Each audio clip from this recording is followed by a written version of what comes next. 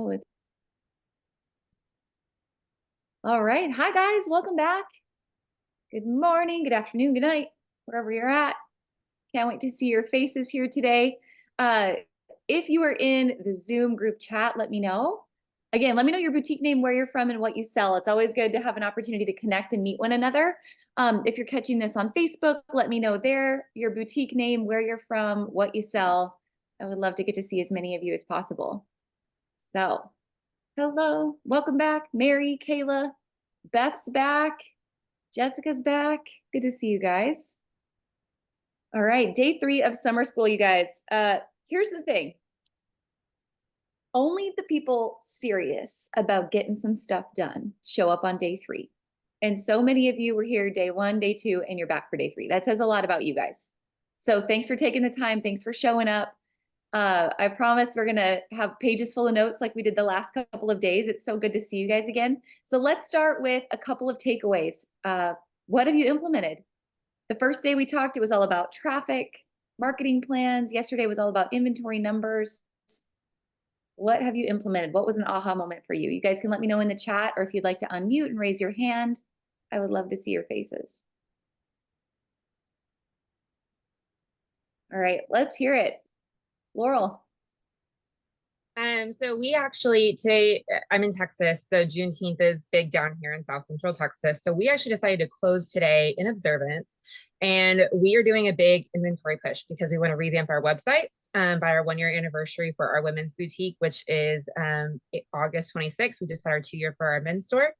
And I told our owner, I love her to death, but I was like, I am not revamping this website until we redo inventory and recount everything. And we are at the same time going to take up all of our prices to help account for some of the little things that like we've learned and talked about through this, and just help those margins and help us be successful. That's awesome. I love it. Yeah, good for you.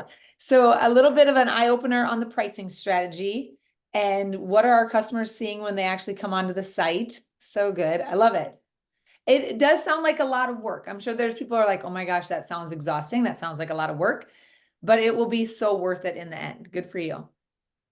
You know, the analogy, like sometimes you have to slow down to speed up. I mean, it's the whole idea of the J months, right? Like sometimes you just have to take a day and say, you know what, we're closing today because we've got some stuff to get done that's going to benefit us in the long run. So that's huge.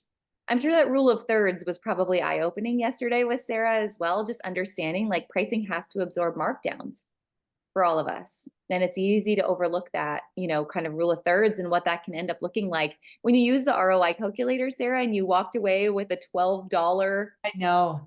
ROI, like, was that shocking to anybody?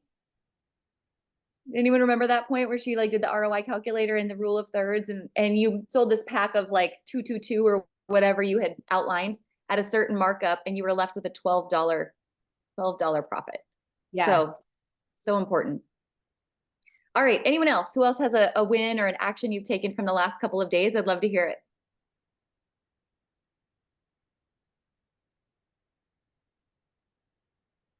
I'm gonna have to call on you.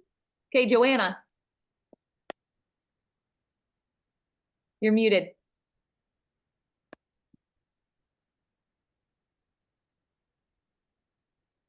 Does that give anyone the chills, like you're back in school? Like yes, your it does. Sorry. Instant panic. Yeah, marking down the seasonal items a week before that. I mean, I'm only one product specific item, but I've always done it after, and going forward, I'm going to do it before to get it sold before that season moment has passed. Yes. What do you sell? What's your item that you sell? Clean burning candles. So I'm a product based, but lots to learn. Yeah. Well, good for you. It's kind of like Ricky Bobby. If you ain't first, you're last, right? Exactly. Very good. And there's such a story to be told as a customer when I come in after the 4th of July or after Christmas and I don't see any of it. Next year, when I come into your store in advance, I'm thinking, okay, this is not a store that puts this on sale afterwards. It's gone. It is already gone. So that fear of missing out is important to instill in your customers. And yeah, that first year last, if you're not first year last kind of mentality. So get it while you can. Yeah, absolutely. Yes. And Kathleen, I see you in the chat. So yes, start marking your 4th of July things down right now. If you have things that have not been moving, and especially I made the example yesterday, remember the 4th this year is falling on Thursday. So when do people get out and do a lot of their shopping? It's right now. It's this week and this coming weekend where people are going to already be their plans put together and traveling. They want to put that stuff out and celebrate it. It's more than just a day. It's that whole week. So take advantage of a markdown strategy with that now and get whatever cash out of it you possibly can before it's over. Mm-hmm. So good. All right. Do we have one more? Any volunteers? One more takeaway or action item? All right. Who gets to get called on today? Jessica. Jessica. I have not opened yet. So these strategies are all going in Awesome. to my plan. So I'm getting all my information, taking all my notes. I already knew about the 3 time markup. So I'll be doing that. So I'm gleaning all this and gonna take it and move forward with it. But I have not implemented because I have not opened yet. I'm in the very beginning stages. So I'll open September 1st online and brick and mortar. What awesome information for you to have ahead of time? Yes. Right? Like, I'm sure Yes. there's many people here. You can raise your hand if you're like, I Yes. wish I would have known a lot of these things ahead of time. Right? Yes. Yeah. Yes. Congratulations. Thank you. Thank you. All right. Last one. Oh, I saw her hand go up and then it went down. Felicia. Oh, Felicia, you went up, then you went down. Where'd you go? No, I'm here. No, right. So I'm new. Online. We opened in March. And there hasn't been much traffic online, but we've been doing really well during vendor events. So this summer school has been so great that I signed up for retail boot camp. So thanks to you and Sara and Jeff for doing that. But I learned with the formula that we used on Monday that I need at least a minimum of 200 people coming into my site every day to get what I have projected. Yeah. So it's going on my whiteboard. I love it. It's such a great reminder, right? Like, it's so easy. And this is such like an emotional metric. If we only focused on sales, like, tell me, raise your hand if this is you. If you only focused on sales, would your mood every single day be like, like you would be so all over the place if that was the number that was your true north? But when you can take the focus off of sales and ask yourself, what's the leading indicator that's going to get me there? And it's my traffic and it's my average order value and it's my conversion rate. Those are such like steady, okay, I can focus on this. I can take action on this. I know what things lead up to this. And then the sales are the result. Then the sales we get to celebrate versus we get to have anxiety over. So that is a huge aha moment. All right, out of curiosity, I'm so excited to see you in retail boot camp, but how many past boot campers do we have here and how many first-time boot campers do we have here? We'll go past boot campers. I see lots of you.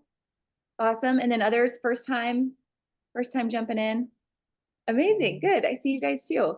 Perfect. Well, the dates are coming up. So July 8th is going to be orientation for the first or for this semester of boot camp, I guess. That's open to past boot campers, future, present, new boot campers, whatever your name is.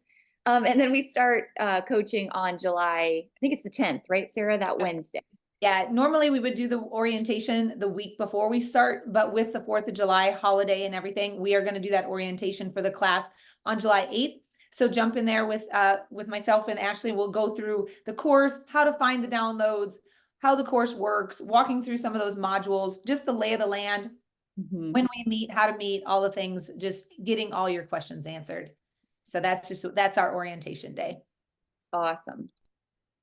It is going to be good. I can't wait to see you guys there. So let's get into it. If you guys have questions as we go today around retail boot camp, around what's going to be happening, be sure to ask them in the chat. I'm happy to stop and help. I know Sara is. Friday is the fast acting bonus deadline for those of you who wanted just the discount and those Boutique Hub Black lessons from Jeff, and the hiring handbook from our team. The deadline is on Friday. All right, let's dig into day 3. So welcome back. If we haven't had a chance to meet yet, my name is Ashley Alderson. I'm the founder here at the Hub. I nerd out about so many things, as you guys saw on day 1. Traffic, digital marketing is something I absolutely love. I love overall strategy and just optimizing your organization as a whole. We've done a lot of EOS work here at the Hub in the last couple of years, and I'm passionate about bringing that back to you guys so you feel like there's a system, like an overall system running your business, and you aren't just running around chasing squirrels, which is really, really easy to do as an entrepreneur. And that part of my passion we're really going to dig into today, and what that means for you to be the CEO versus the busy, hustling entrepreneur of your business, and how to systematize everything in your business. So I can't wait to dig into that. Of course, you guys met Jeff Fenn on day one. He's back here today. Jeff, you want to introduce yourself quick? You probably didn't know I was going to call. Hey, everybody. I was actually running something else at the time, but thanks so much. It's good to see all of you back. For those of you who have joined Retail Bootcamp, can't wait to see how you guys accelerate in your first few months and like what you can do in there, and how Ashley and Sarah and I can help you in any way that we can. Really, really look forward to it. And then, one thing about today's subject is any boutique owner has like all these plates spinning at once. And what Ashley is going to talk about right now is how not to get overwhelmed with that, how to focus on the things on the most important plates, and let the rest go. So yeah, just welcome back. And if you guys need anything, reach out. Awesome. All right, Sara Burks. Hey guys, I'm excited to be back again today and assist in this conversation. As you guys know, for those of you that were here earlier this week, I was a boutique owner for many years. I started in retail way back in 1992, 93. And yeah, I've done so many different things in this space. And one of the biggest joys I have is working with retailers across the country. I closed my store in 2017 to come here and work at the Hub. We were a member of the Boutique Hub prior to that. But a win for me this week is a conversation I had with one of you yesterday about inventory. Somebody wrote me yesterday afternoon and just had an issue with some of their inventory, and they were missing, what we found out is they were missing out on sales because of that replenishment plan that we talked about yesterday. And so they realized they were letting their stock get too low in certain categories. So therefore they were missing sales. And so they went back in and were able to reorder yesterday. And I'm really excited about just those little moves that teaching inside Retail Bootcamp Summer School here is giving you guys as far as wins in your business. That to me makes my job all worthwhile. I'm an open book. You guys reach out to me anytime. I'm happy to tell you about all the stupid mistakes I've made in this business and learn from and help so you don't make the same ones. But like Ashley said, she has her certain things she really loves, and inventory management, sales strategy, and team management to me are huge wins for you. Like Jeff said, you guys are all spinning a lot of plates, and I'm excited about this conversation today to help open your eyes to things that you can take off your shoulders, delegate to others, and be more of a CEO in your business. I love it. All right, you guys already know the rules. Many of you have been here. Just again, love to see your faces. If you can turn your camera on, we'll do some Q&A at the end. Be sure to raise your hand. We want to call on you and keep you engaged. Drop your thoughts and questions in the chat. I have to give a shout out. Beth Leahy on our team is here today. Nicole is here today. Megan is here today. All three from our team. They're in the chat ready to help you guys answer your questions as we go. So be sure to ask them. And of course, we're going to do a little bit longer Q&A today to make sure you guys walk away from summer school with everything that you guys need for success. So again, today's theme is becoming the CEO of your business. The CEO of your business really needs you to be. And I can't wait to dig into this because I think this is, for me anyway, in my journey here at the Hub, again, this is our 11th year in business. This is one of the most important journeys that I've been on in business. There's all kinds of ways to learn traffic and marketing, and inventory is a little tougher, right? But you're here and you're learning inventory. But I think one of the most impactful lessons always starts with you. It always starts with your mindset and your productivity and how you are approaching your business every single day. And so the goal today is I just really want to get you to answer this question. Are you the hustling entrepreneur, or are you leading like a CEO? And then how do you take that knowledge and apply it to those 6 layers of your business that we've been talking about, so that you're gearing up for the 3rd and 4th quarter, the 2 busiest quarters in your business going forward? And so let's dig into this. I'm going to ask you this question. I know those of you who've been in boot camp, you're familiar with this question. It's always my number one question. Are you the CEO or are you the entrepreneur? And I'm curious if you could just rate one. I'm 60% hustling entrepreneur right now. I'm 40% CEO.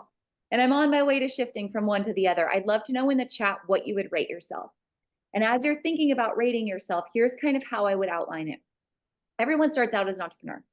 Everyone starts in that category. You're just trying to make the business work. You're trying to just get some traction, right? This boat analogy is so lame, but for whatever reason, it always sticks with me. But I think about like, you like boating, right? You like going out on the lake, and being an entrepreneur is kind of like, okay, I'm going to build my own boat from scratch. I've got some kind of old wooden boat that I'm trying to piece together, and I'm just trying to make this sucker float. I've got some 50-gallon drums. Like, I'm just going to get out there and build a homemade pontoon. And pretty soon you're like, oh crap, I figured this out, right? Like, I got this sucker to float. Well, okay, now I need a motor. I want to do a little bit more. And so we start to add on, and pretty soon that thing's floating and it's going, and you're like, no, I want a jet ski, right? I need to be like Jeff. I need to have like a mastercraft. I've got to be way fancier. And you just keep building and building and building. And that's what being an entrepreneur is like. Pretty soon, when you get that nice boat, like, that's you turning into a CEO. This business, this boat, this can run without you, right? And you can do all these extra fancy things, but the beginning is tough. You're just hustling and DIYing it and trying to figure it out. So that's a huge difference. So entrepreneurs are all about daily to-do lists. I just got to get done something today. And CEOs are about long-term strategy and goals. And entrepreneurs are all about just DIYing it, saving our way forward. Like, don't invest too much. I can just figure it out myself. Oh, it's just easier if I do it than if I ask for help. Where a CEO understands that the biggest opportunity in your business is the relationship between time and money. Money in this world is infinite, right? There's more of it to go around than we know what to do with. And we're all in business because we're trying to figure out how to make more of it. It's out there. But the only thing in this world that is limited is time. You cannot create more of it. You cannot get any more of it back.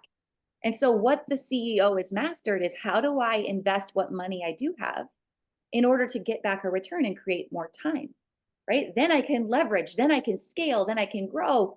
But you can't save your way forward to grow in business. You can't DIY it to become a multi-million-dollar business. You got to have some help along the way. So that relationship between time and money is absolutely critical. Even if it's 10 hours a week with an intern, 5 hours a week with an intern, what can you accomplish as an income generating activity in 5 hours a week with an intern? What could you focus on?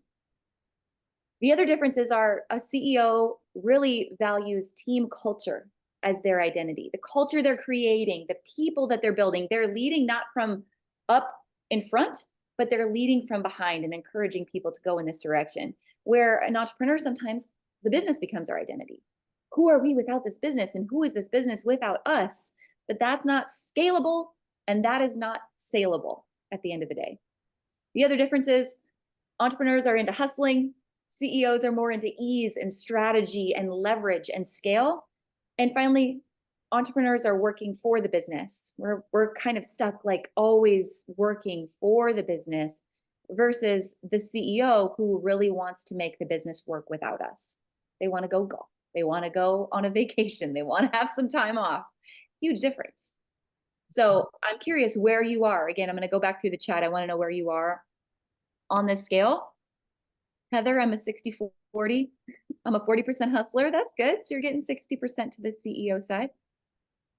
Kelly Ivy, 90% hustling entrepreneur, 10% CEO. Teresa, I bet it is, 100% entrepreneur. I'm glad you're here for this reason. 50-50, 90-10, 70-30. All right, so here's the name of the game. This is never going to be it's done today, I'm 100% CEO and that's it conversation. To me, the ongoing question is always, are you the bottleneck of your business? And the answer to that question really changes where you are in the sliding scale. For me personally, sometimes I'm more on the CEO side. And then Sara and Jeff can attest to it. Sometimes I'm a raging entrepreneur and they have to like rein me back in and make me like think about the actions I'm taking. So it's always shifting, it's always changing. But if you can answer that question every day, am I the bottleneck of my business? That's a really quick way to align yourself and just remind yourself that you want to be the CEO and not the hustling entrepreneur. So a couple of other ways you might think about this. And again, this is for analogy. I'm going to use this dollar amount. I'm not saying that you live in New York City and you should be paying $10 an hour. So don't come at me in the chat, because sometimes that happens. But the idea is this. If you're a CEO, you're working on the $100 an hour jobs, and you're inviting someone to work for you on the $10 an hour jobs. So you might be able to clean toilets with the best of them. You're probably awesome at it. I know I'm awesome at it. But is that the best use of my time? No, it's not. Like for me to have someone come in, actually, she was just here yesterday and she's amazing.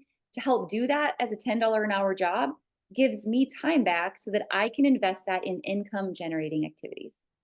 Beth is a great example of this. Beth was with the Boutique Hub since the very beginning. Beth came in to help with all kinds of tasks, from data entry to messaging people to helping with my kids to helping arrange my crazy life. Beth has done all of these jobs along the way to help leverage and grow this business so that we could invest in more team and more opportunity. And with that, her tasks have all changed.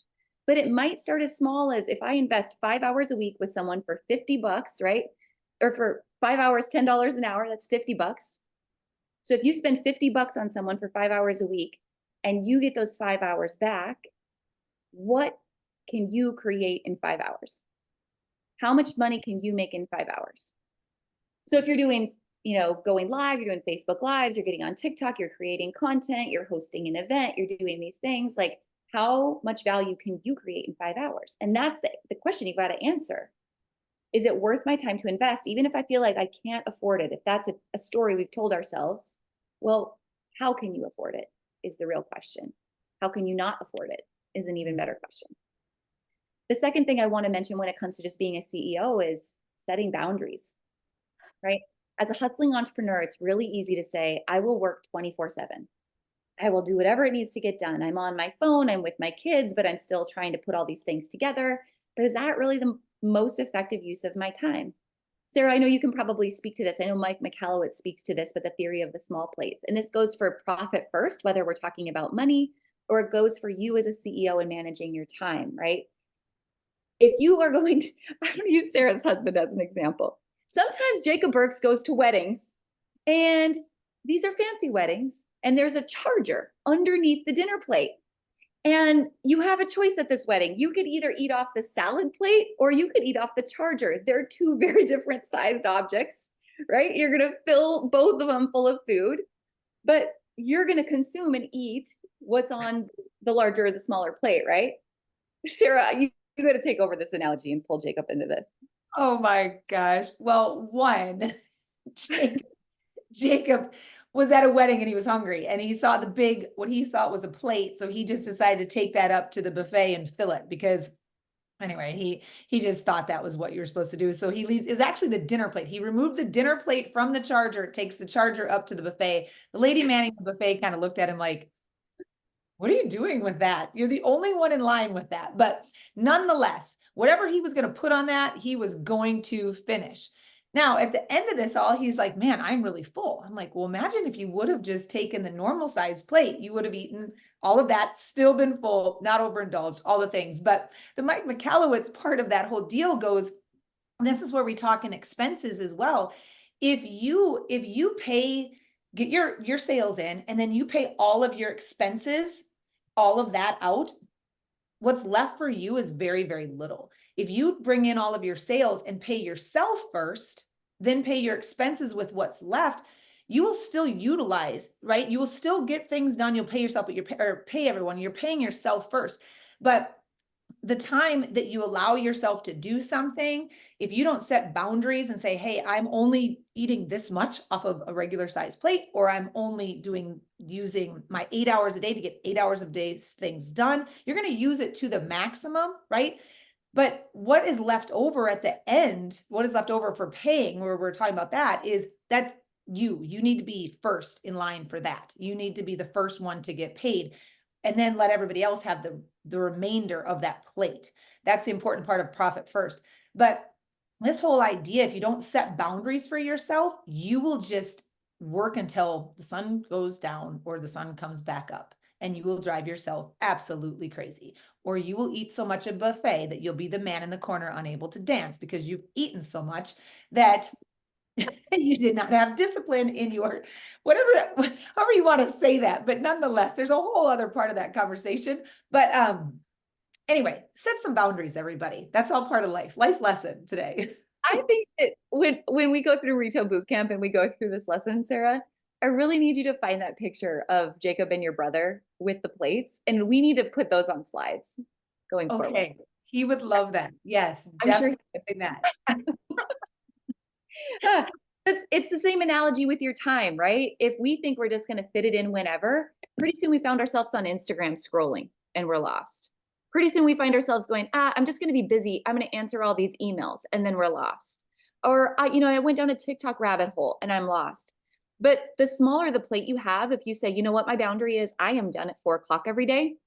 That's it. I've got other commitments. I've got family time. My kids play basketball, whatever it is. If I'm done at 4 o'clock, you better see how much I can accomplish before 4 o'clock. It's incredible. I can get way more done. I'm an excellent procrastinator, by the way.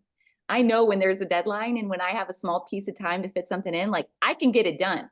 But if you tell me, nah, like you got 2 days, I will stretch it out and I will find 10,000 other things to do other than getting the most important thing done. So giving yourself a hard boundary, that's personally one of the best decisions I ever made, to try to be the CEO of this business. I see Kathleen in the chat. I just want to acknowledge you, Kathleen. You say, this is me working from home. I find I have no hours.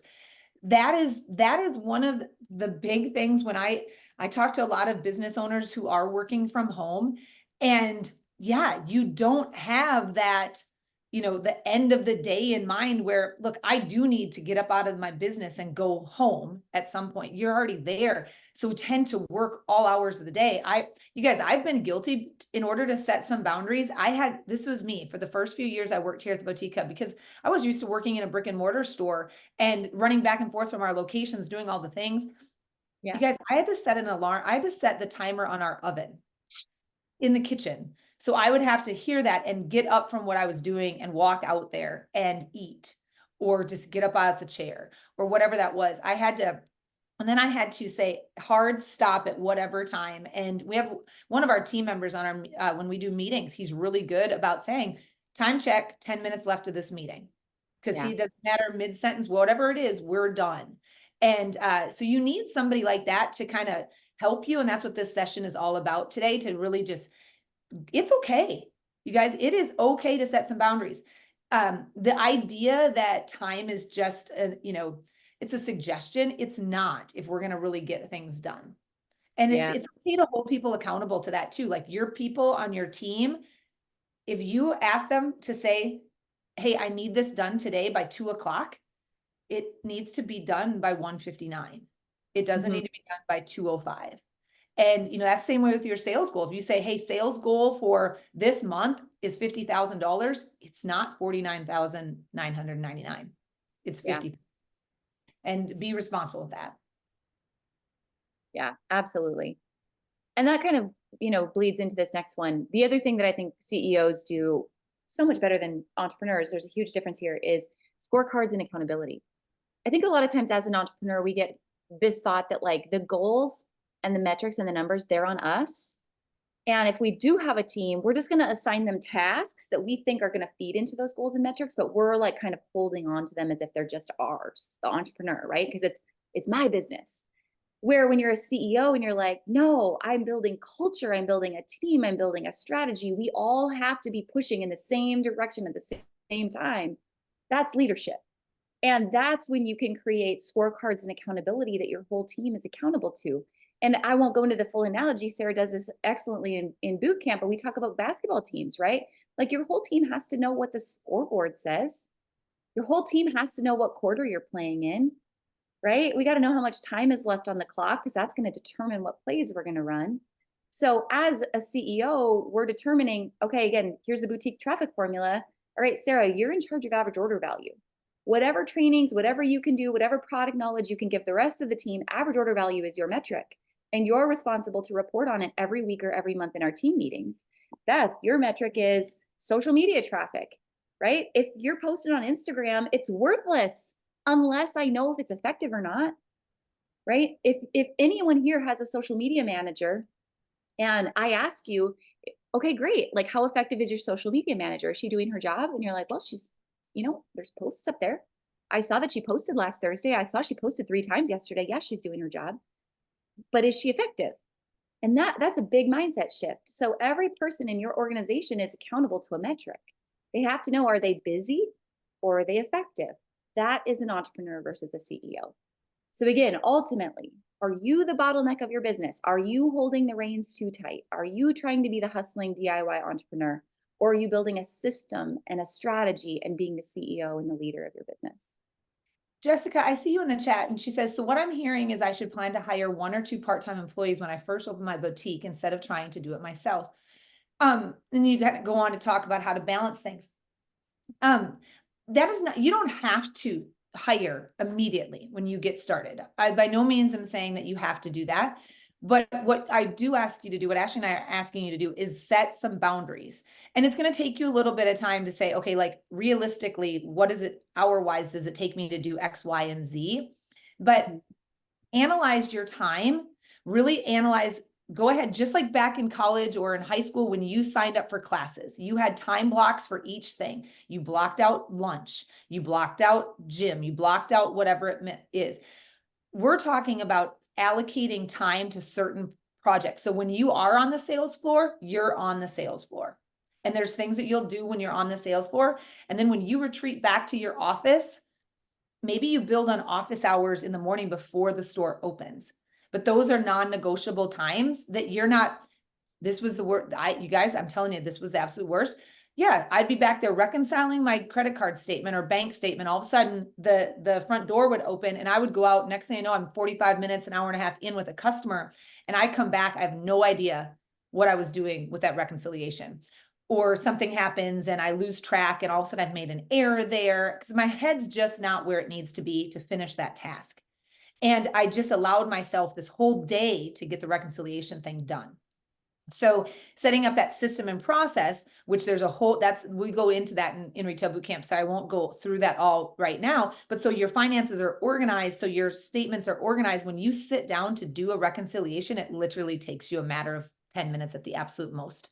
And so you can budget that time in before you potentially would be busy doing anything else. That's the time to shut the phones off. You don't answer the phones. You don't wait on customers, whatever that might be.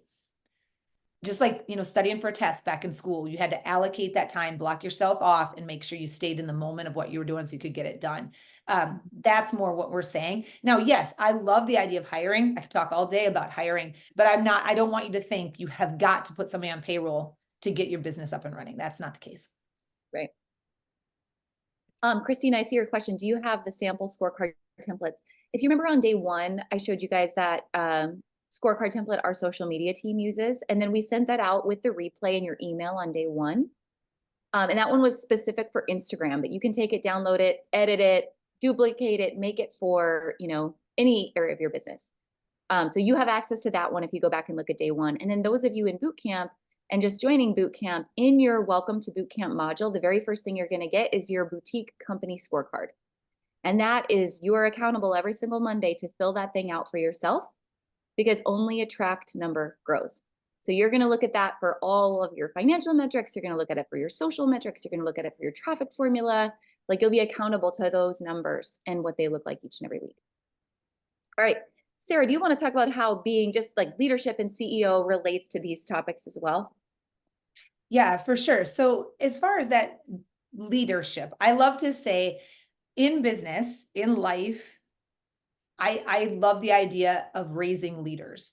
I think that is just a mindset that we can wrap our head around. If you're a parent, you can wrap your head around it. If you've ever been a coach before or been coached before, I mentioned it yesterday, the idea of being trained, it's kind of one of those culture things right now that the idea of being trained doesn't sit well with a lot of people. The idea of being coached and mentored for growth is amazing. That's a feel-good opportunity. So I'd love to see some feedback about that. But ultimately, that goes back to the culture and of your company.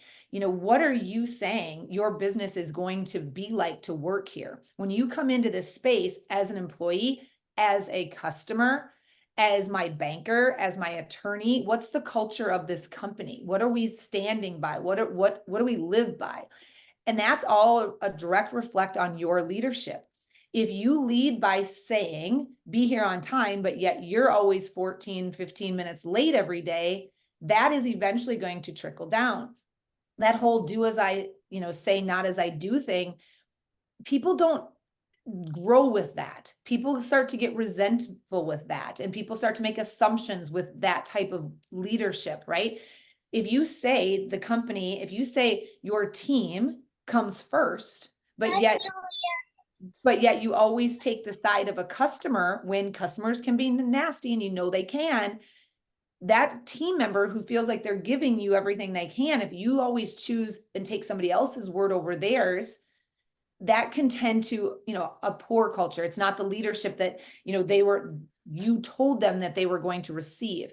So raising leaders, love that. I love the idea of raising people that are in your business to make your business better, not sitting back and just doing little day-to-day tasks like checking boxes, box unpacked, hangers full, racks are steamed, all these things, fulfillment, yep, done. But are they done with the culture that you are anticipating them to be done with?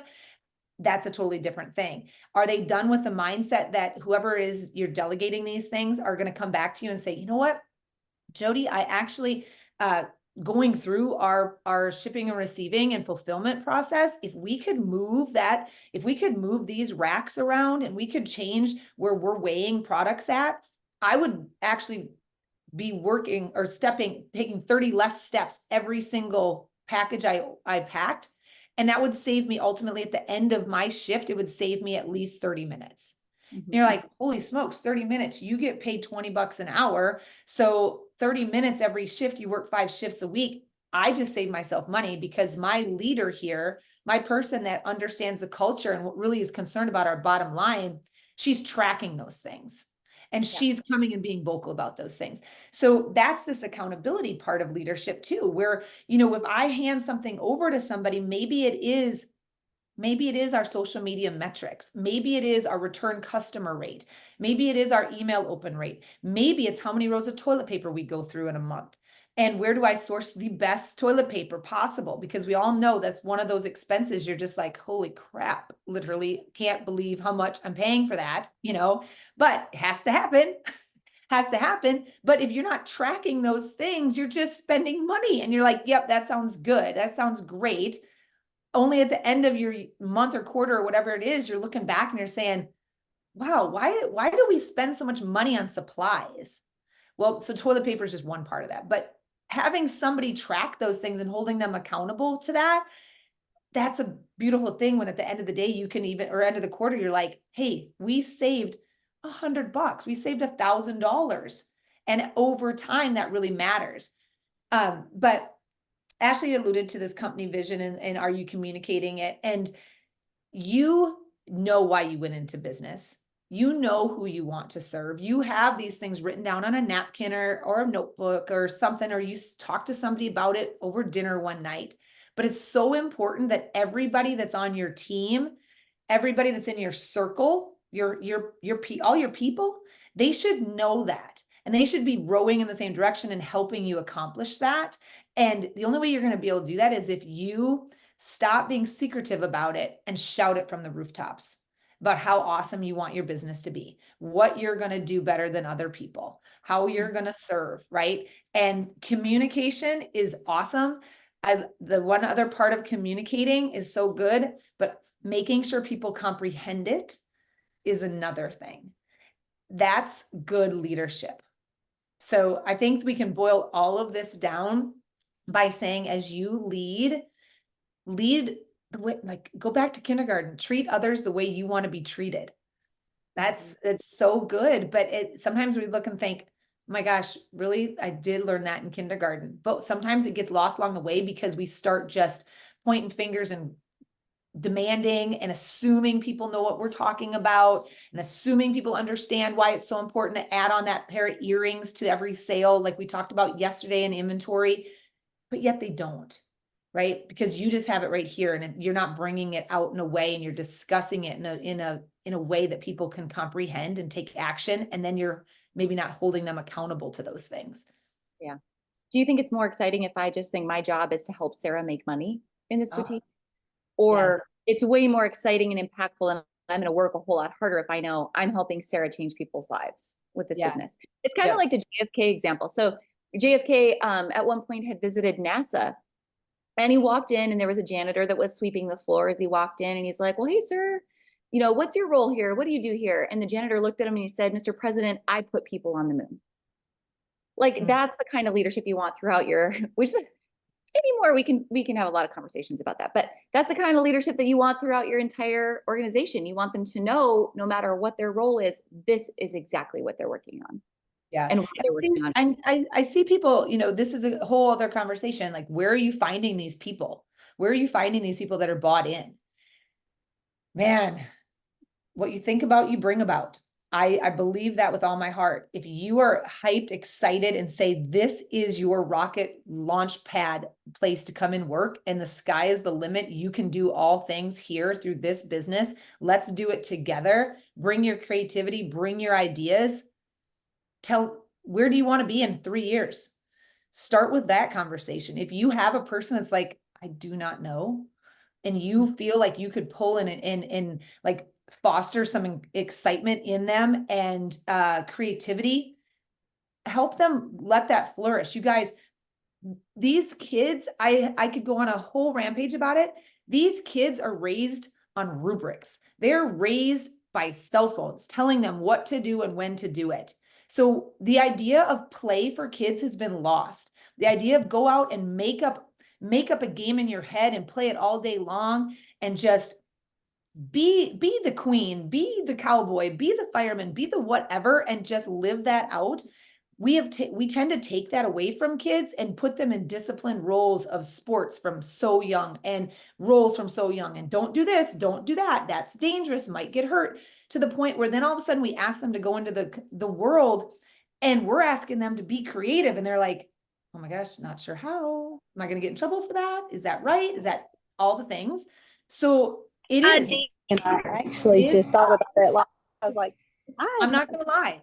It is very, very tough. Is it impossible? No. Is it a challenge for all of us that want to raise leaders? It is. And I think it's exciting. So you're going to find them. They're out there. You just need to help them see the best in themselves and see the opportunity with you. Because I've seen so many businesses bring in young girls, young boys, and just all of a sudden they are living their best lives, and that business might not have their name on it, but they know they're a big moving part of it. I love it. All right. So let's shift gears a little bit. So talking about leadership and being the CEO, and how do you look at your business structurally as a moving wheel of sorts, like as a system, as one all integrated organization? I'm sure many of you can tell me you've got pages of notes, right, from the last 3 days together.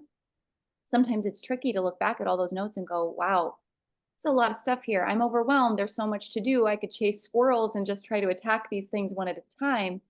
But like we mentioned earlier, like there is a systematic process for managing your business and an order in which you really want to attack some of these things. Now, granted, you're going to go through your notes and some things are going to be low-hanging fruit and others are going to take a little bit more time. But I just want to get your head wrapped around, this is the order in which I would build. So think of this as like we're building a building from the ground up. And we can only build this building higher if the foundation's a little bit deeper and the foundation's a little bit sturdier. And so this is how we attack it inside of Retail Bootcamp and how you can attack it every day. And we're going to go through each of these and talk about leadership within each of these layers as we go. So let's start with the bottom layer. The foundation is your brand, understanding your ideal customer. We talked about customer surveys yesterday. It's your CEO mindset, your leadership, your productivity, how you manage your business and your team. And it's your operations. It's what are your SOPs? What are your processes? What are the day-to-day things that have to happen in your business so that if you got hit by a bus tomorrow, someone would know how to open the door and keep the business running without you, right? You're the CEO, you're not the entrepreneur. The business has to go on. You're creating a living thing that has life beyond you. So have you set your business up in that way? So Sarah, do you want to hit this one on just what does that mean in terms of leadership to improve operations and efficiency? Yeah, I think we talked about this when Ashley said sometimes it's really important to slow down to speed up. I feel like that sums this layer up right here, because I see a lot of times business owners just, I want to get in, I want to run my business, I want to start it, and first thing I'm going to do is jump online, go to Hub Inventory and buy inventory. right? And then they're so excited about that. And then next thing you know, UPS shows up at your house or wherever you're at, and they drop off all these clothes, and you rip off the tape and you're like, oh my gosh, this is awesome. And then there's that dramatic pause. I was like, oh my gosh, who am I selling this to? How am I capturing payment? Am I set up for sales tax? Da, da, da, da, da. How am I shipping this out? All the things, right? So it's going back to the foundation and slowing down to get these things in order so that one, you're compliant, you're legal, you have a rinse and repeat process, and your voice every time you show up on social, every time you show up on your website, every time you walk out and you do any sort of advertising, that it's going to be consistent. So understanding who you are and your voice, your vision, and cascading that off to the world happens right here in this foundation layer. These are also things like your non-negotiables. This is how we're going to handle customer service. This is how we're going to answer the phone. This is our voice when we reply to emails. This is our return policy. That's a big one, right? These things happen here in the foundation layer. These are the repeated tasks that a lot of times, this is where people say, oh gosh, I just didn't have time. I didn't have time to set up a non-compete, or I didn't have time to look into, different, payment capturing opportunities. I didn't have time to whatever it might be. Here's one. Oh my gosh, I didn't realize when I had my brick and mortar store that I needed to have somebody in place to help manage the property. And next thing you know, instead of writing emails or copy or waiting on customers, I'm outside washing windows, taking trash out, picking out the weeds out of the sidewalk, all of those kind of things. And then all of a sudden I'm paying my taxes and I'm doing all those, and I'm not privy on all of that. And I think I'm going to organize it all on a spreadsheet. But I hear people talking about QuickBooks and just what that looks like. So having these repetitive tasks, having a plan for them, and taking the time to really learn those things. I go back, Ashley talked about it, I have this big analogy about sports and basketball, but I'll just say it.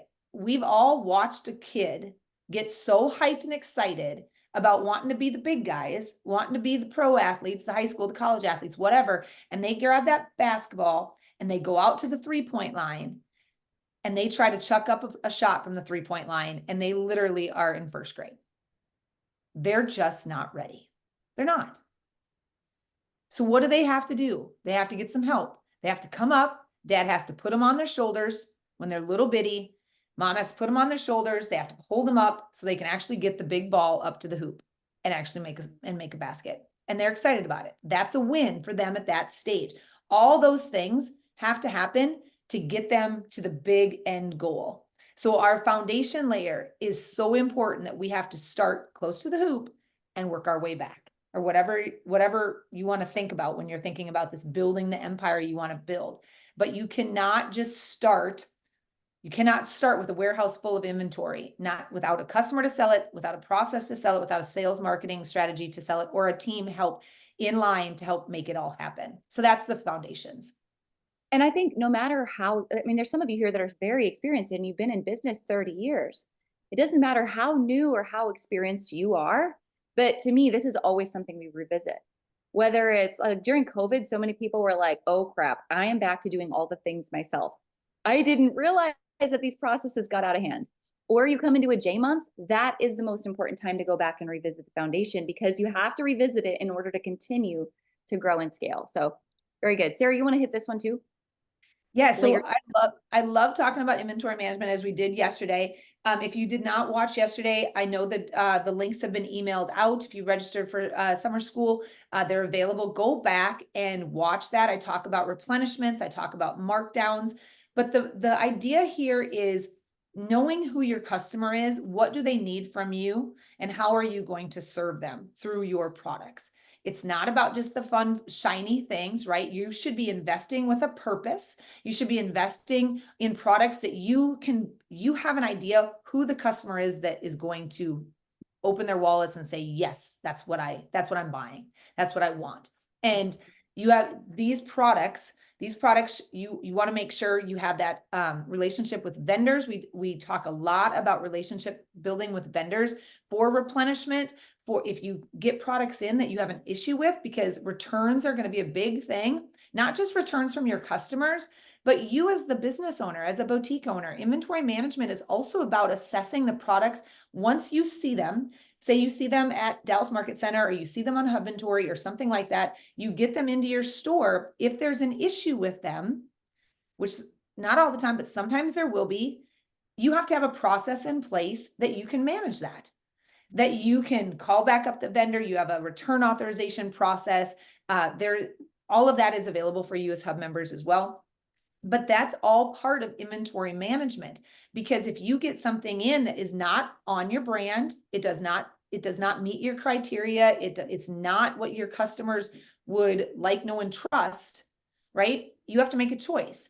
Is that on me? Did I make the buying mistake, the investing mistake, or is that on the brand? Was there an error in the manufacturing?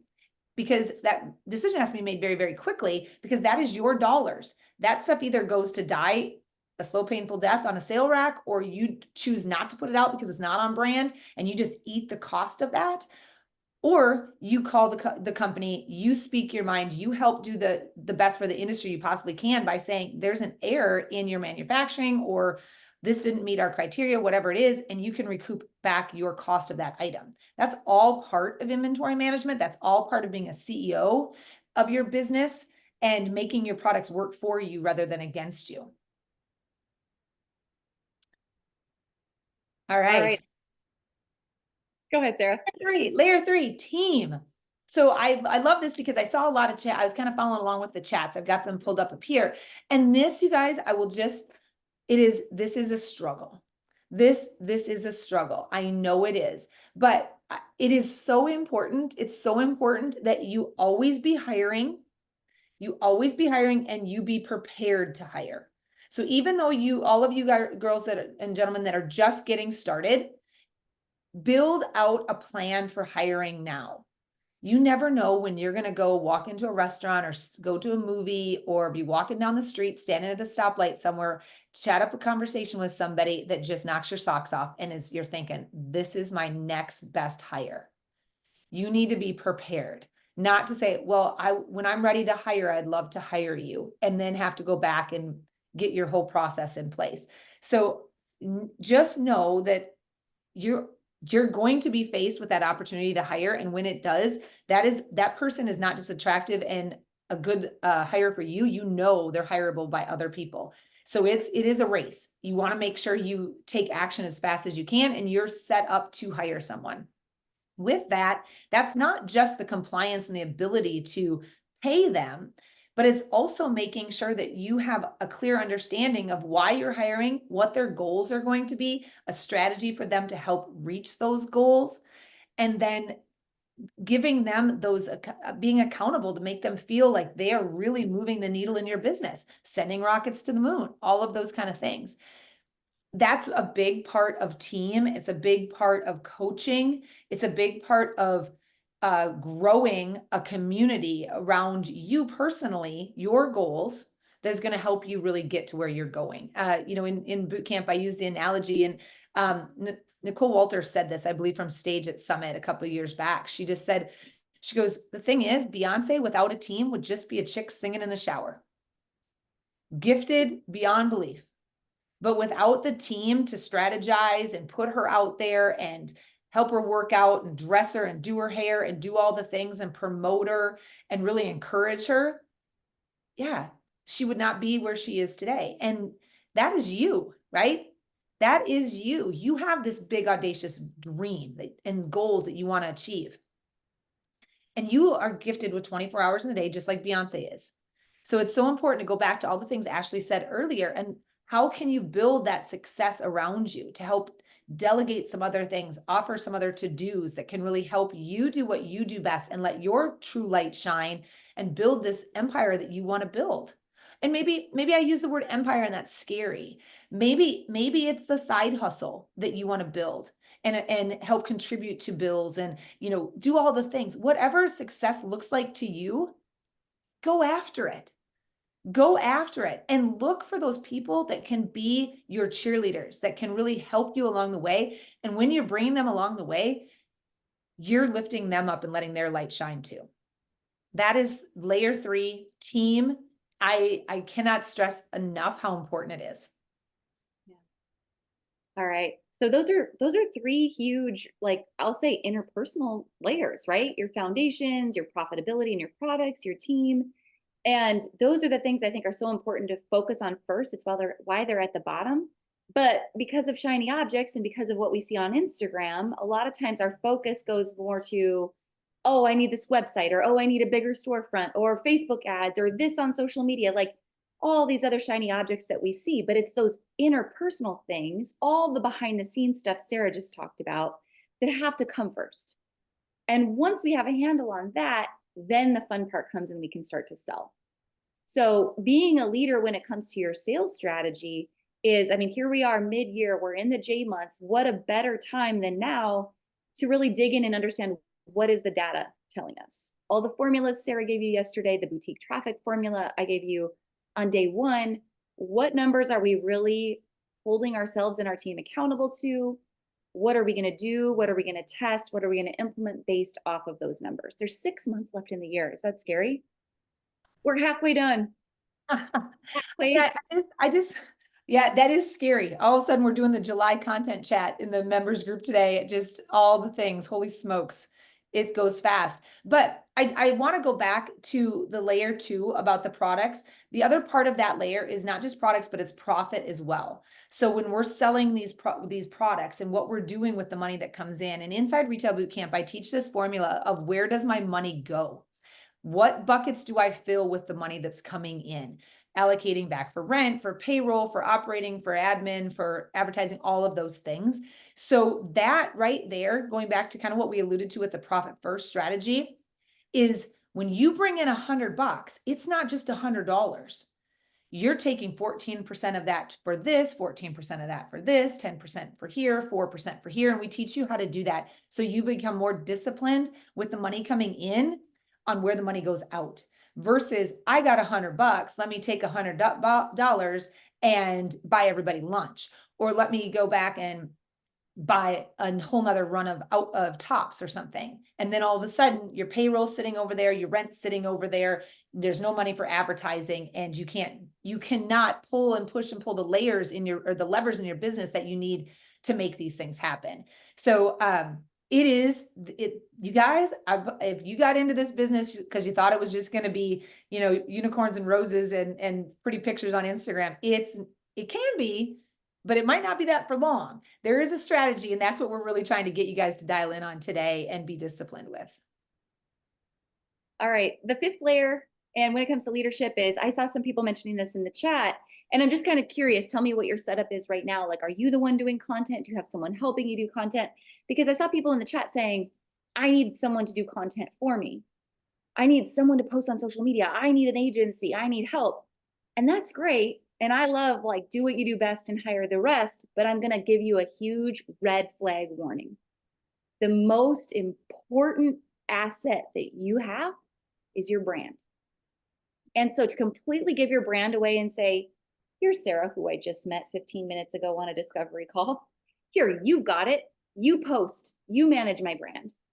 That's a big risk, right? And saying, hey, you take over social media content. You take over doing all these other things, because your brand has to come from you and your voice. Your customers trust you. People buy products from people, not companies. And so where are you in the management of the content? I get it. You don't have enough hours in the day to be posting on Instagram 3 times a day and to be posting in your Facebook group 6 times a day. You don't, but you do have time to lead your brand voice and to plan your content.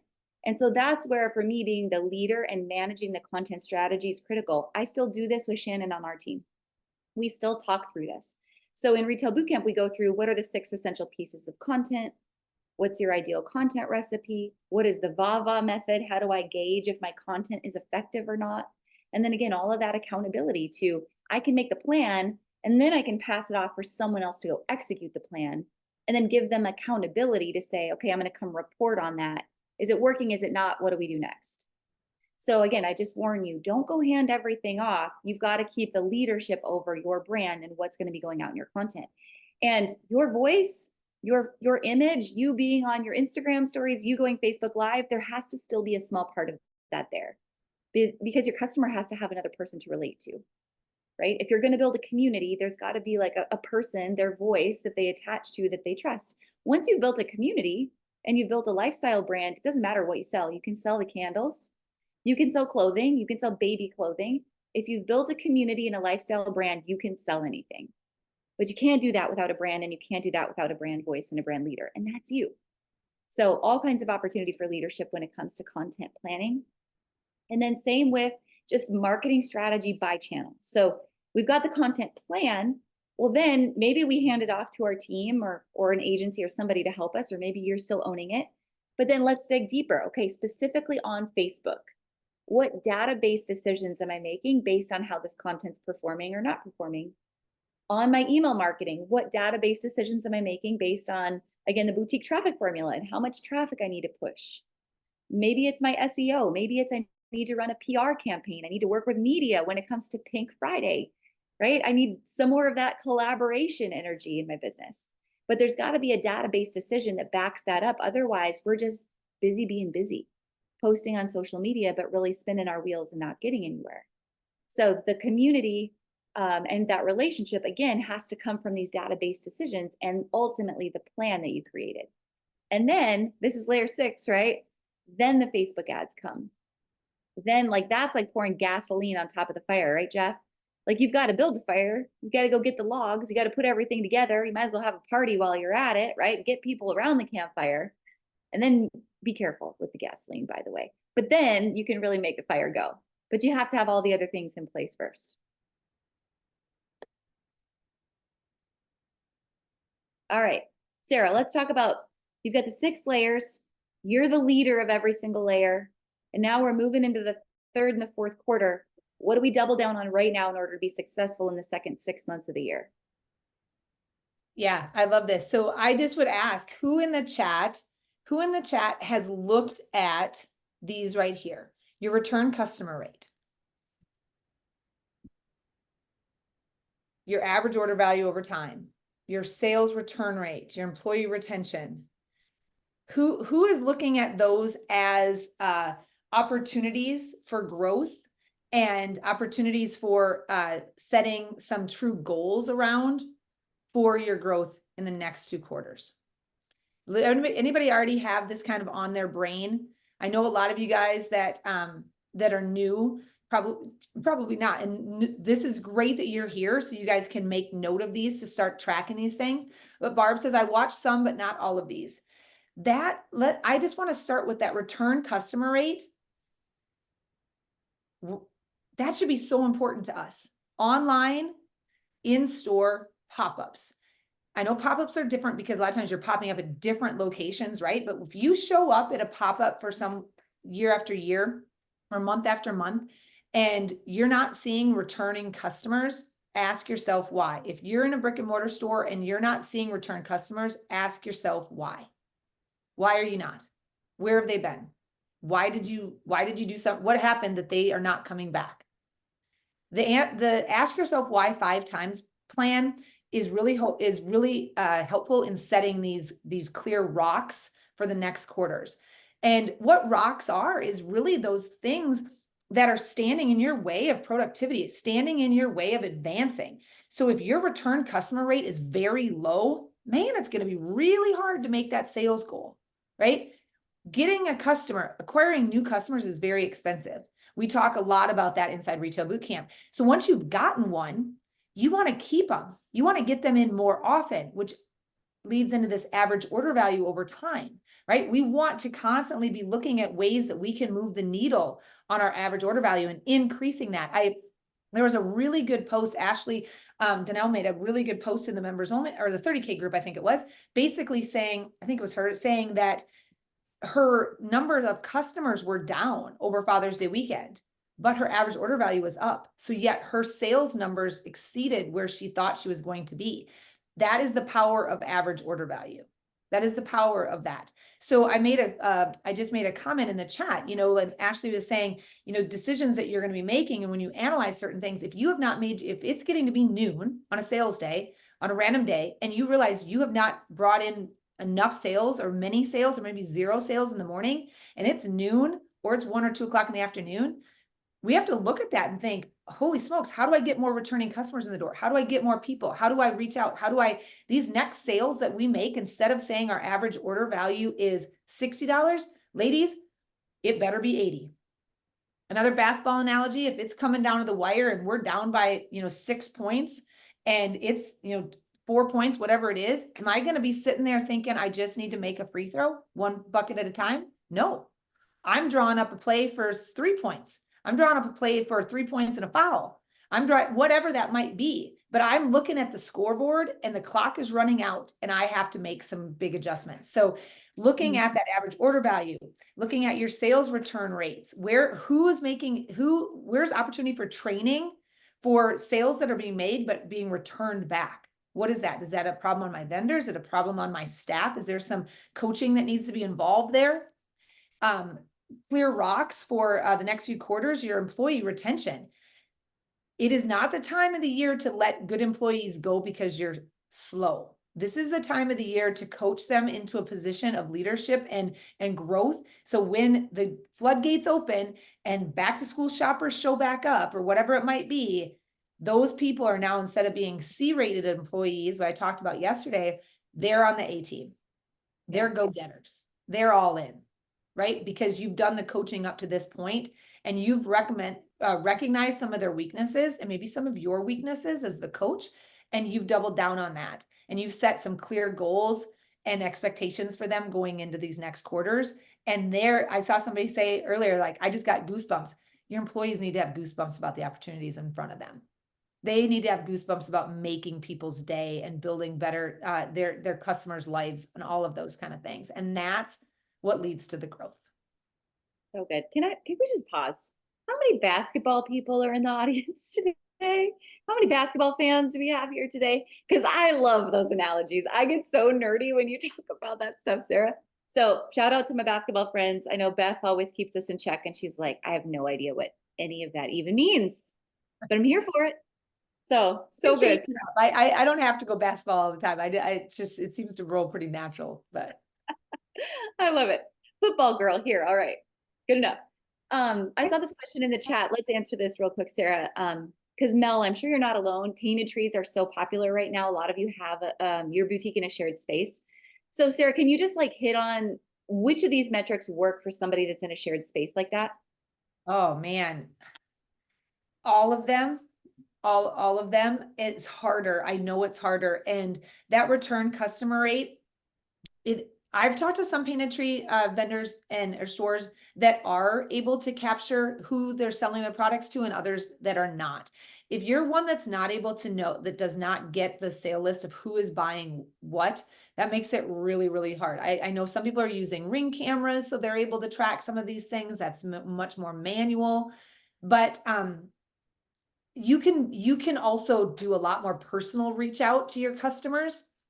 That is, again, more time consuming, but that average order value over time is really big. And that can come right back down to your merchandising and your presentation. And at best, signage. So I highly encourage, this is a whole nother conversation, but inside painted tree booths or pop-ups for sure. I love signage. It's your silent seller. It's your silent employee, but good signage needs to be represented for you and your brand inside your booth space. That can help with add-ons. It can help with the bundles. It can reduce your return rate so people really understand what they're buying. So employee retention is not really part of that, but for you guys, but those would be the ones that I would really try to capitalize on. Have those good conversations with the leaders of your painted tree location about what you're privy and have the ability to access as far as data and customer data goes. And then again, however you can in your space, capture email addresses. Like you want to be able to capture who's there. Is it a giveaway that you have and you've got signage for, and they're dropping their name in a bowl or writing it on a notebook paper or whatever, however you can capture that, because then you can see, you know, that return customer rate over time and do all the other metrics outside of just the Peanutry locations. Yeah, the QR code in a big QR code with a, you know, scan to win, a call to action there where they sign up for something, that's huge. So I've seen a lot of success with those as well. But yeah, don't just, whatever you do, don't get lazy and say, oh, it's not my space. I just rent this little space. It's on them. It's not. There's ways around it. Awesome.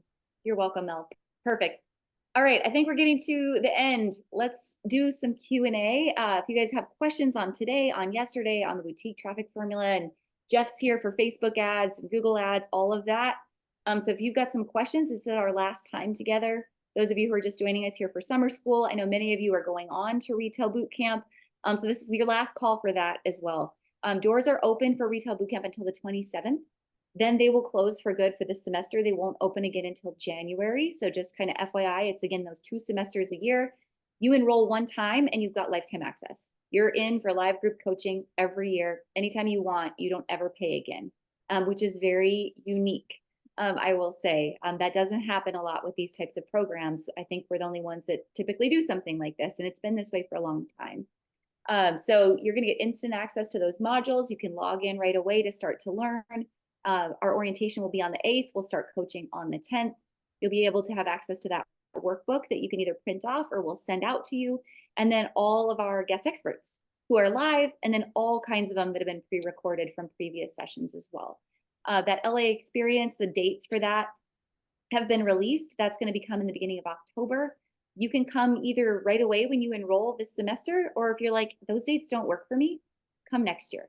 We invite people, any past or present Retail Bootcamp grad, to come and join us in LA. So all those things, and again, the fast acting bonus ends on Friday. So that's the hiring handbook with, again, interview questions, onboarding training, job descriptions, all kinds of things. Anything you need when it comes to growing your team and optimizing your team is in that handbook. You'll get access to that. You'll get access to 3 of Jeff's top Boutique Hub Black videos and trainings. And again, Jeff joins us inside of Retail Bootcamp as well. So you're going to learn more about Facebook ads, Google ads, SEO, e-commerce with Jeff inside of Retail Bootcamp. And those of you who have already done Bootcamp, Boutique Hub Black is a really great option to work with Jeff as well. Plus that $100 off. That's the other bonus that ends on Friday. So more questions, you guys. Let's see your hands go up. We'll do some general Q&A. I see one, Amanda, in the chat. She said, I'm struggling with the content planning. So Amanda, can I speak to this for just a second, as far as like looking at an event or a promotion or something, let's just say, or a new arrival, a collection of pieces, back to school collection, whatever it might be. I like to reference our Boutique Boss Planner. And I'm just showing this as a visual. You can do your own thing. We also dropped the content spreadsheet that Ashley dropped the other day in day 1. But so if you know when like a product is going to be delivered, let's say you have it in your calendar that, you know, whatever, name Liverpool is delivering new jeans or a collection, whatever, on this day. All right. So you know that that is kind of what is happening. In a good content planning strategy, what we have done here in the planner, and like I said, you can do this however you want. I'm just showing this for visual. When you go through your content plan of where you're going to be dropping information and a plan to kind of work your way backwards, say you're going to release this on, let's just say July 15th. That's when this is shipping. So what you want to do is make sure you have everything in place. And where are you going to be promoting these things? Where's the content? What kind of content are you building out as far as emails, text, social media, your photo shoot? All of those things go into a content plan. So when it's time to market it, you have those all in place. So I like to say, all right, what's the day? When is it happening? And work my way back as a plan, a strategy, so that it's not like UPS delivers all this stuff on the 15th. And now all of a sudden I'm trying to call people. I need a photo. I need somebody to take pictures. I need my models. I need the backdrop. I need my email copy. No, we're planning ahead. We're getting a content plan put in place. So when the day comes for the drop, boom, we drop with some force and everybody's aware. I like to look at a content plan about as similar and simply as, let's just say, Bridgerton, right? the new episodes came out just this last week, but everybody knew when they were coming. Everybody was hyped about it. My gosh, Lynn Graff was even talking about it from stage at Summit, right? Because they've been dropping different things and like sneak peeks, and they were prepared. So therefore, when the big drop happened, everybody's eyes were on it. So I hope that's helpful as far as coming up with the content plan. Everything that you're investing in, any events, and when I say investing, I don't just mean inventory, but I also mean time. So if you're investing in an event, like Pink Friday is an example, or a big back to school blowout, that all needs to have some legwork done up as far as building out a content plan to support it. So you can do that in the Boutique Boss Planner. You can do that in the spreadsheet. You know, I also, with this, like you'll see where some of these things are pinked out. These are things that this plan, we're not going to be using those channels. But what I would do with this planner is I would literally have this on my back counter or wherever my staff is, so everybody is aware of all the moving pieces, what we're doing on all the channels, what we're doing with the, you know, when we're releasing certain things, the photos, all that stuff. So everybody understands kind of the list of to-dos, the action items going forward into building out this big launch or event. Yeah, so good. All right, other questions, you guys. Let's do some Q&A to round out our time together. Sound good? Let's go to the chat, or you guys feel free to raise your hand. Let's hear from you if you want to raise your hand and unmute. Amanda, I see your question in the chat. How much time should you plan ahead? 1 month? Well, so going back to day one together, we talked about you can do this by quarter. Like there was a 3-step process I gave in day one where we talked about outlining first, you know, all the big events, social media, holiday, store anniversary, all those things. And then layer 2 of planning that out, like you just go circle them all. Layer 2 is going into, okay, what photo shoots do I need? When am I going live? What other graphics do I need? When do I create my Facebook event? When do I send my emails? Like all those supporting pieces. Again, you can do that by the quarter. And then I would sit down and either by the month or then 1 week at a time, then you dig into the rest of all the content. So 1 month I think is really great, but you can do kind of that big 3-part plan for the entire quarter if you wanted to. All right, other questions? Who wants to raise their hand?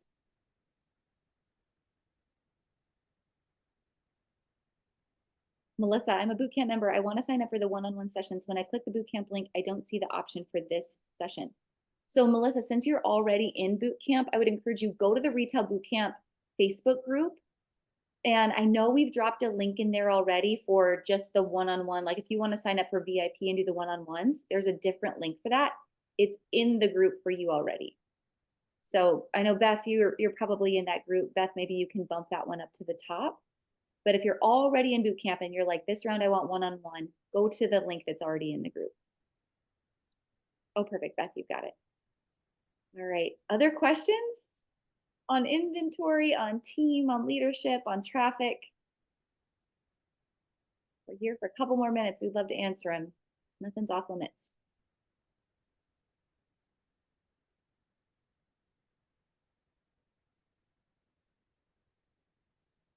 All right, HP Poshmark. Okay, so I am really struggling with brand because I do secondhand. So I have my like secondhand business and then I have my boutique business. So, you know, all of these calls, all these different groups that I'm in, small business moms, you guys, everything, like brand. But since I'm 2 different things, it's, you know, it's hard to focus on being a brand when you're 2 brands. Do they have the same name? All my store is all one name: Melange Resale and Boutique. Okay.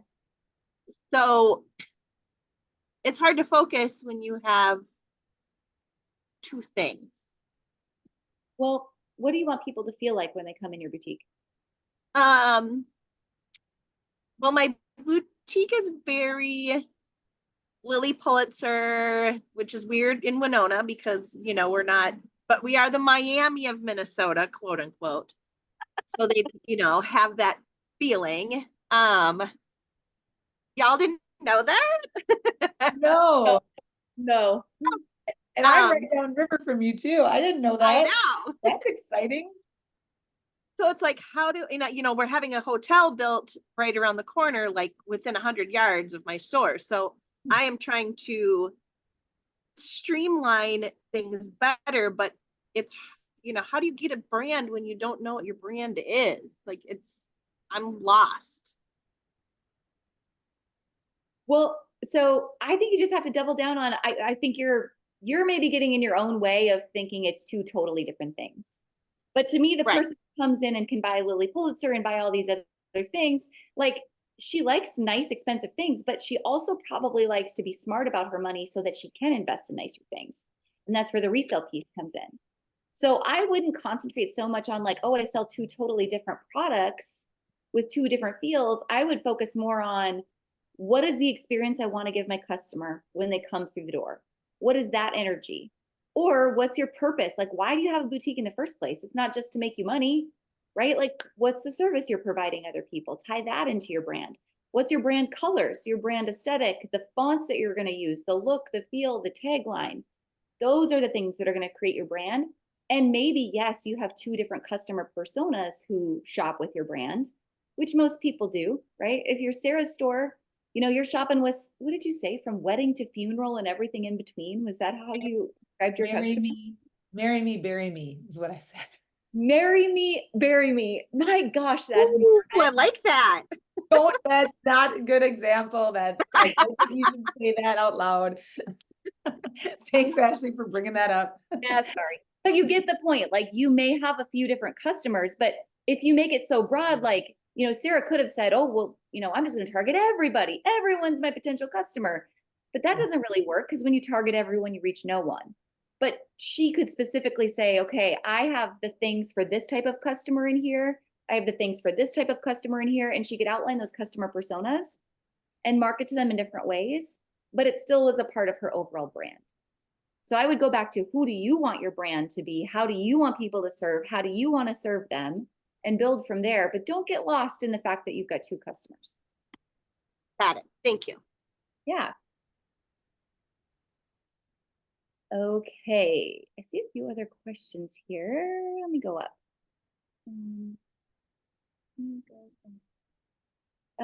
Nicole's doing an amazing job of answering some of these questions in the chat, but Elizabeth, I want to highlight you. Traffic, online only, best way to start getting traffic. Getting consistent with your content, video content especially. You may have a few aunts that you've got to bribe to come and to comment on some of your first pieces of content, but that's okay. Start with your friends and family. Start with people who are in your local community. Run some giveaways, run some contests, reply to every single comment that comes in, and show up as consistent as the sun comes up every morning, every single day. If your content is all over the place and you post maybe every other day or whatever, expect your customers to show up maybe once in a while. The more consistent you are, and then bring us behind the scenes of your brand as you're building it. I don't want to just see, pictures of this shirt that you have for sale or this candle you have for sale. I want to know who you are. I want to see you building your business. I want to hear motivational quotes. I want to hear the good and the bad. I want to see the UPS truck arrive. I want to see engaging content, branded content, and sales content, all those things together on a regular basis. And then we can start to get some traction and build traffic. All right, Amira. Hi. So this is going to go back to exactly what you just said right now. But I am so afraid with marketing and the ads and doing it myself. I just recently opened. I've been in the game a little bit, selling here and there, like in Poshmark. But I do have a Shopify store. But I am so afraid of doing a mistake and losing money with ads. And I'm like, I just need someone to help me at least with that part. What do you guys recommend when it comes to paying ads? And I mean, I could do the planning and all that fun stuff with buffer and whatnot. But the ads is what really gets to me, and how to get traffic to my site. It's the scary part for me. Do you have any content and traffic so far? I mean, do you have No. traffic so far? No, I did. I like I said, I just started, and I did like the $5 a day, and I hit like the $20, which is too soon. I just started, was playing around with it. I was like, no, I don't know. I don't even know if I'm doing this right. Yeah. If I'm targeting the right customer. Like, I don't know. So I just want to answer this in two parts. We can talk like specifically about who could help you run your ads. There's two options. There's some Okay. agencies that we partner with at the hub that are trusted partners, and they could run ads for you. It's going to be an Okay. or Boutique Black, where Jeff comes and kind of holds your hand and teaches you how to do it, and you can totally go at your own pace for ads. So it's kind of a question of like, do I want to try to do this myself and learn so I can really test and own the process? Or do I just want to like take someone else and say, here, go do this for me? Two different ways of doing it. But before you make that decision, you first have to say, is my business ready for ads? Do you know your ideal customer? Are you confident in your brand? Are you getting some traffic already now organically built up? Not too much, no. Okay. So to me, that might be the better place to start is like, how do I build my organic game now? Like, am I optimizing everything I can do before I start to put the money on it? Because if I don't, and I don't have great photography, and I'm not sure that my pricing strategy is right yet with my products, and I'm not able to make money yet there, let's hone in on those things before we start putting money on ads and potentially losing money on the inside of the business. So that's Okay. the balance of like, when am I ready for ads? And Jeff, you're here. Maybe you can elaborate on that and add more. Yeah, let me jump in there for a second. So I would recommend you take a few action steps before you consider running ads. Like number one is, do I have enough traffic on my page now to actually get an accurate conversion rate? Like, can I back calculate like with the traffic formula? Have I had 1,000 people on my page so I can say, okay, my conversion rate's 2%. If I spend this much on ads, 2% of the people are going to buy. This will be my rate of return. So you go into that not scared. Like if you're going into it scared, you're not ready. I'm not, I guess.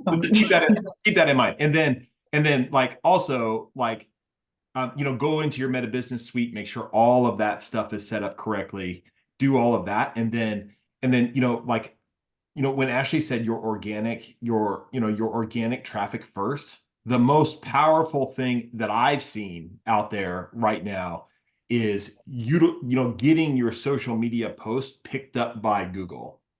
And so the best way to do that is with video content, one, but also adding more copy to your post, which takes more time, but actually explaining the product with the words on the post and taking the time to act like it is a product listing, like a Shopify product page on your social post so that Google picks those up. And then that way it's like a shortcut to SEO. So like that way Google picks up your social posts as your website, and then people get to know your brand through your social page like that, and that's all free. And so just start there, but trust your gut. If you're scared, it's because you're going into something that you don't quite know, and if you don't know, it's too expensive. so just trust that feeling. Trust that feeling that you have. But then I feel like, how am I going to get the customers if I don't invest in ads? Yeah. So I would like maybe to learn about it. I would encourage you to start posting on a very, very, very consistent basis with longer copy. And then once you see that influx of traffic and you get 1,000 people on your page, and you can judge your conversion rate and then back calculate to see if ads would be worth it, go from there. Okay. And this, do you have any, like, how many times should I be posting per day, or just consistent at the same time? Yeah, consistency is king. Consistency. Yeah. Okay. As far as like laying out that content plan, like that's what we do in boot camp.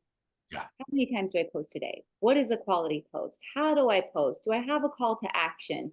Does this make sense? Like, how do I leverage engaging content versus branded content versus product related content? Like, that is a strategy of like, how do I get that content out there? So we could definitely help you with all those pieces.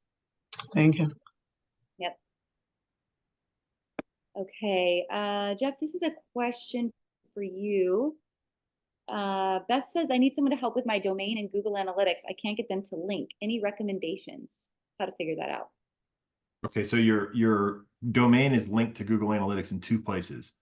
One, with your Google My Business profile, the domain has to match exactly https://www dot whatever. So those have to match exactly. So Google My Business is the first place. The second place is you have to go into GA4, download the Google Analytics tag, and install that on your Shopify page inside your store, inside the head of the code of your store. There's all sorts of YouTube training on it. We have multiple trainings on it, but those two places, once you get those two things synced, it'll link up. Yeah. All right, Michelle, I see your hand up.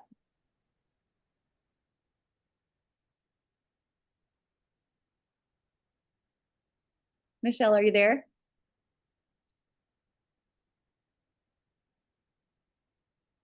Yes, you're just muted.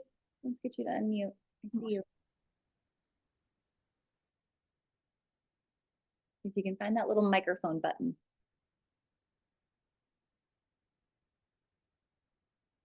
All right, while Michelle's working on unmuting, oh, Marania just had her hand up and then took it down. Are you there? Yes. There we go. Hi. Hi. Well, good morning. My question is, I just hired my first employee and I do pop-ups, right? And I know on the last chat, Sarah said athletes train on the off season. And I was thinking, well, what a better season for me to train my employee than this, right? Because it is a smaller, like a slower month, but I do have pop-ups going on. And my idea is to eventually leave this person attending this pop-up so I can go to another one that gives me more revenue. I was thinking, aside from customer service, what is one thing that you recommend me to teach her, coach her, or like, because she is pretty new. She hasn't been in retail at all. And so you're wanting to train her so that she can be one pop-up and you can be another, right? And I can be eventually on another, yes. The one that I want her to be here is like here in town, so people can know me, so eventually I can open my store. Yeah. So a couple things. Sarah, I'm sure you can jump in on this. I mean, obviously she has to know that what is the system and process for going to a show. So you might have a show checklist. Here's how you pack. Here's how you unpack. Here's how you use Shopify. Here's how you thank them. Here's how you capture their email address. Here's how you tear down. Here's what the merchandising should look like. And you take pictures so they visually can see, okay, I need my signage up front. This is what I want my racks, my tables, and whatever else to look like. And then I would say customer service and product knowledge. How do you want her to greet people? What questions do you want her to ask people? What's your rule with phones? Should she be sitting there on her phone scrolling, or should she be on her feet at all times and active and talking to people and inviting them in, right? So that customer service process is critical. And then what products do you have there? And how could she layer them, talk about them, cross-sell them, upsell them, all those pieces when a customer does come into the booth. So those would be the places to start. Sarah, anything you'd add to that? Yeah, I just made some notes in the chat. I say manage by walking around, right? Like job shadow, let her follow you around and you do the same for her and assist. But there's a certain way that I'm sure you address your customers. There's a verbiage, there's kind of just the presence of your business in a space. And she needs to be able to not completely rinse and repeat that, but it has to be authentic on her, but it has to be on your brand, and your non-negotiables have got to be handled. But Ashley kind of hit on it. One of the big things that's a miss I see a lot of times is we train somebody how to turn the lights on, but we don't necessarily train them how to handle adversity with customers, how we handle questions with customers with confidence, product knowledge and education, the awareness of really what's behind the story behind the products that we're selling. Those things are so important. As soon as you have an employee that says, I don't know, let me ask somebody, that person is gone. They just don't have time. I mean, what's that going to even look like at a pop-up? That employee is going to go back and find their phone and then call you and then get the answer to the question that they could have figured out, hopefully anyway. So, it's really important that you let them learn. I always like to say, show them, teach, like they're going to do it. Actually, you're going to show them how to do it, and they're going to read about how to do it, right? Learning in 3 different capacities, and everybody learns a little bit different, but, fire hose information of like, do this, and all the way across the board. They're going to look like, okay, all right. And you're going to leave, and they're literally going to sit there and be like, oh crap. What was the password to get into Shopify? I don't remember. Were we running a sale? I don't remember. Does this shoe come in, up to a size 11s, or I don't remember. So ease into things, but yeah, let them job shadow you and let them learn, like, just learn from you a little bit before you turn them over to the wolves or whatever, because customers, we all know, can be brutal, and they will see the weak in the herd and go after them. And then all of a sudden you're going to get a text. You're not going to get a phone call. You're just going to get a text that says, I quit. And worst case is they quit in the middle of the pop-up and all your stuff's sitting in a park somewhere and they've abandoned it. So I've talked to boutique owners that has happened to before. So. Oh my gosh. Yeah. Well, thank you so much for the information. Yep. You're welcome. Yes, thank All you. right. Time for just 2 more. Michelle, still there? Can you hear me? Yeah. Hey, we can. Okay. Can you see me? Or no? Yeah, we can.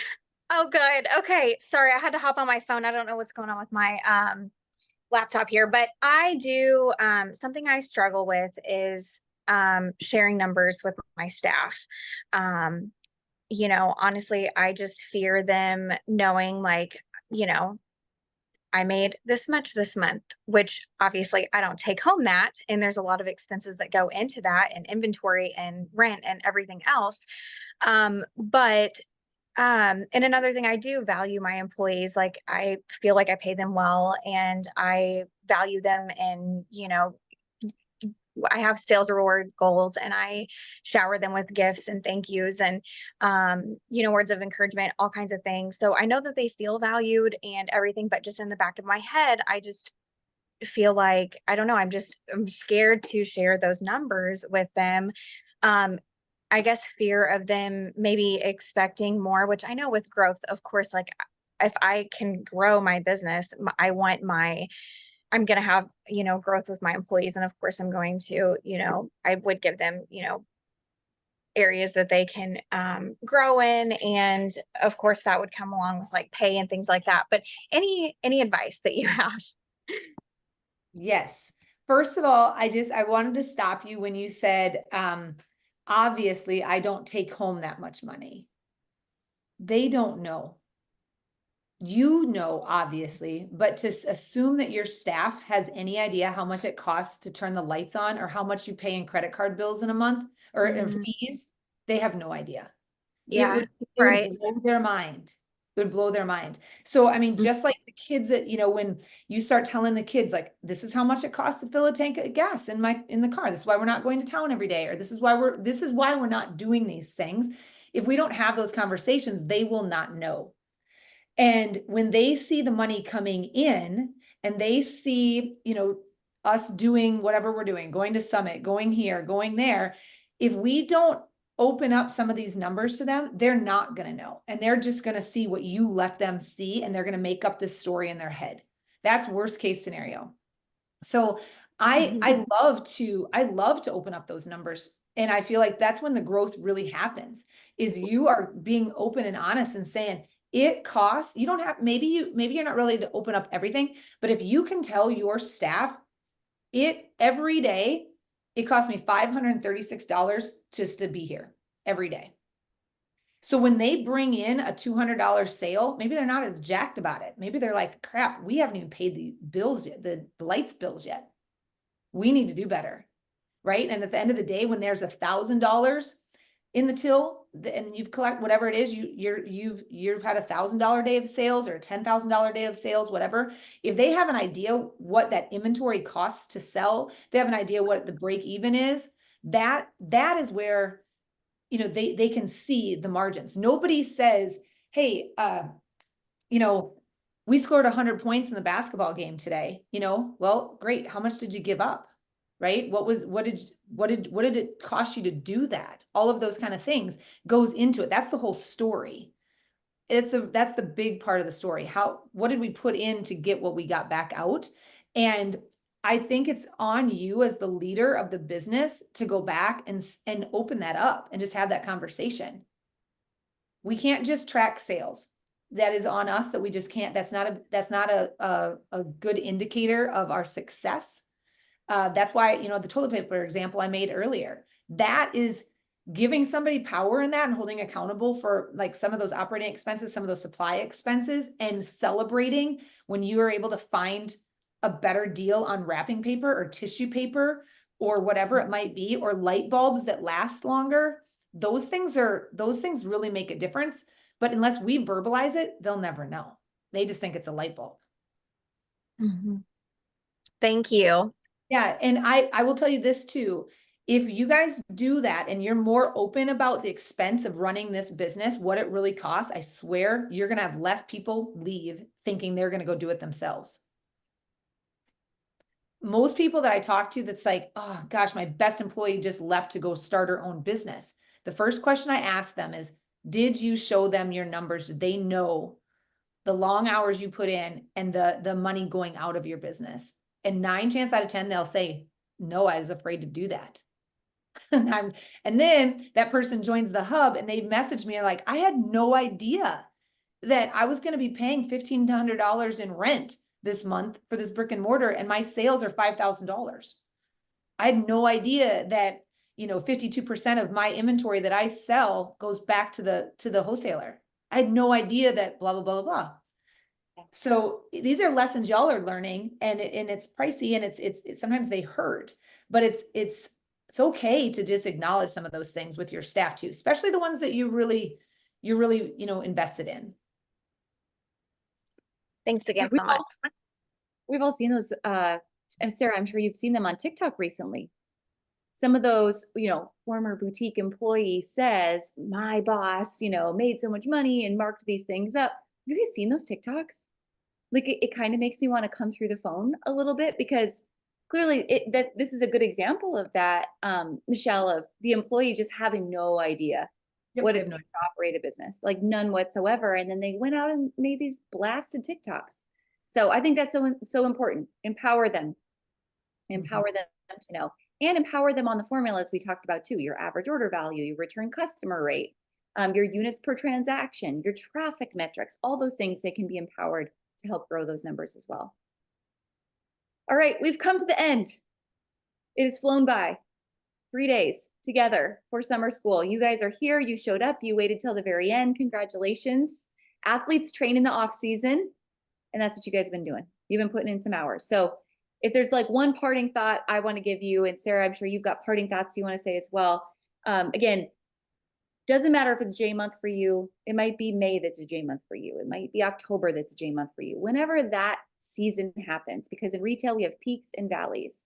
Just remember, like, your opportunity is not just when you're having record months. Sometimes your greatest opportunity in your business is when it's a J month, when it might be a little slower, when you're feeling the pressure, because that's your opportunity to dig down, understand the data, go back to the basics, do some reevaluating of your business to come out even stronger on the other side. That's why I love this session so much. I love the opportunity just to slow down in order to speed back up. So I hope this is helpful, you guys. I hope you got a ton of notes and aha moments.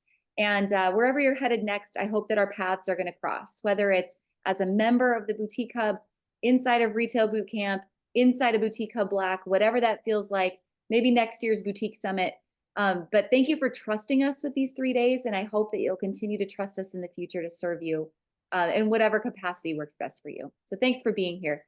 Sarah? I would echo the exact same thing. It is a bumpy, rough road to do by yourself. And that's why this Boutique Hub community is so successful. That's why I was a member when I had my store. It's a family, it's a sisterhood, it's all the things. It is the answers to the questions that nobody else will answer for you. It's a sounding board, and utilize it. You guys, you're not alone in this industry, and together we're better. Together we can take on the Amazons, we can take on those big stores, because we are a very powerful unit. You guys, man, you have no idea what you are capable of. And together as the Boutique Hub community, together with all the knowledge that you have from not just us, but all of you in the Zoom room little box next to you, man, we're all going to grow in this and be not just relevant. We're going to be powerhouses together. So I'm pumped for you guys. You guys know I'm always available. Reach out anytime. I'm happy. Our team is happy to help you grow, help you get through a struggle, whatever it might be. But please don't end this relationship here. We're here to help. Love it. All right. Thanks, guys. Boot campers, we'll see you soon. We'll see you in July. Take care, guys. Have a great rest of your summer, and hope to see you around soon. Thanks, guys. Bye, guys.